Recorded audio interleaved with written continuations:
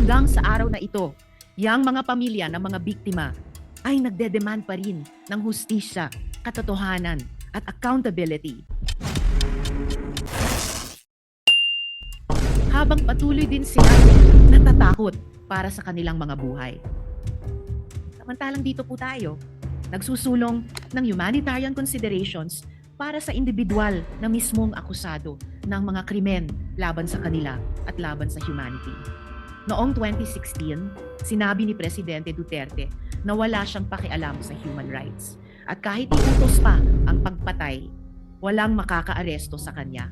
Immune siya dahil matanda na siya pagkatapos ng termino. Sabi niya, wala silang laban. Tama ba si Presidente Duterte?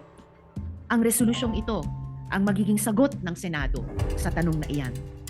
Alang-alang sa pagrespeto sa hustisya, fairness, at alaala nung ang mga buhay nila ay ninakaw at winasak. Ipagpaumanhin niyo po, Mr. President at mga kasama, hindi ko po in good conscience masuportahan ang resolusyong ito. Bumoboto po ako ng no. Salamat, Mr. President. Ako po ay bumuboto ng no. Pinakinggan ko ang mga sponsored speeches ng ating mga kasamahan. Tama naman, may basehan para sa humanitarian consideration dahil may edad na, hinihingi ng isang paraan para ma-house arrest. May basihan po ito base sa mga argumento na nabanggit kanina. Subalit, gaya ng nabanggit kanina ng ating majority leader, si Senator Zubiri, sinabi niya magagalit ang mga biktima ng EJ. Libo-libo ang pinatay. Libo-libo pa ang nawalan ng ama, ng ina, ng anak, na ang hiling ay hustisya. Tama rin na humingi ng hustisya. Saan tayo papanig? Tama, may basehan ang humanitarian consideration.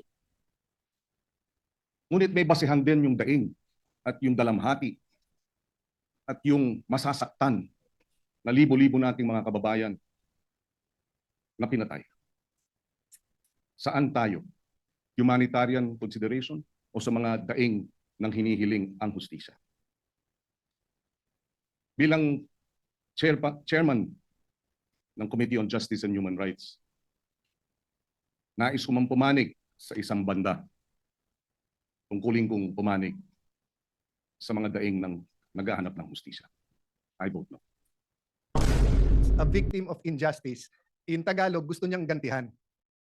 Ang justice, hustisya, ay well-defined sa international community, and I know that as a former Secretary of Foreign Affairs. At yan po ay nakatala sa ating konstitusyon, sa international conventions, sa human rights, etc., pati sa ICC. At pag ikaw ay hinuhusgahan pa lang o ikaw ay kinakasuhan pa lang, in fact, na-postpone yung yung confirmation of charges kasi tinitignan pa nga kung maiintindihan ng akusado yung i-accuse sa kanya. So, kasama lahat po dyan sa justice is hindi mo muna gagantihan siya habang siya ay innocent until proven guilty. Tignan nyo halimbawa ko si dating Senator Leila de Lima. Wag na yung ibang mga senador, di ba? Grabe din po ang akusasyon sa kanya. Pero pumayag po lahat. Pati po ang pinakagalit sa kanya na out of humanitarian, meron siyang detention facility sa Camp Crame, no? At meron siyang cellphone at nakakapag-function pa rin siya dito. So lastly, Mr. President, I will not argue anymore whether the was a maniac killing everyone or the was precisely to protect the Filipinos because replay na to Ilang beses na napaliwanag to, the facts, ilang beses na present sa international community at saka dito. Just one point, Mr. President. Nung tinignan natin yung dami na namatay nung Aquino administration, ay sing dami nung namatay nung first 2 years nung Duterte administration. Except that during the Aquino administration, through Senator De Lima, pinalitan nila yung definition ng EJ. Kapag yan ay labor union, yan ay human rights leader na napatay. Pero pag ordinaryong tao na napatay, hindi EJ. Biglang pagdating ni Duterte, lahat ng patay na hindi natural causes, EJ.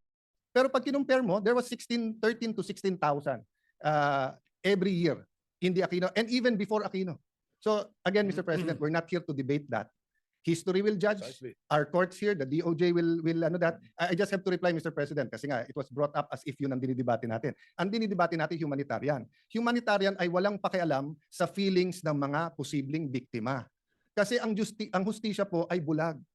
Nakatakip po yung mata para nga walang makita, no? So even if I was a victim of a crime here, no, at masakit na makita akong magpiyansa or may house arrest yung inaakusahan ko. Kung yun ang batas at pwede, hindi po dahilan na si Alan ayaw yun. So, I vote yes, Mr. President, and I thank our colleagues for putting this on the floor. Thank you, Mr. President.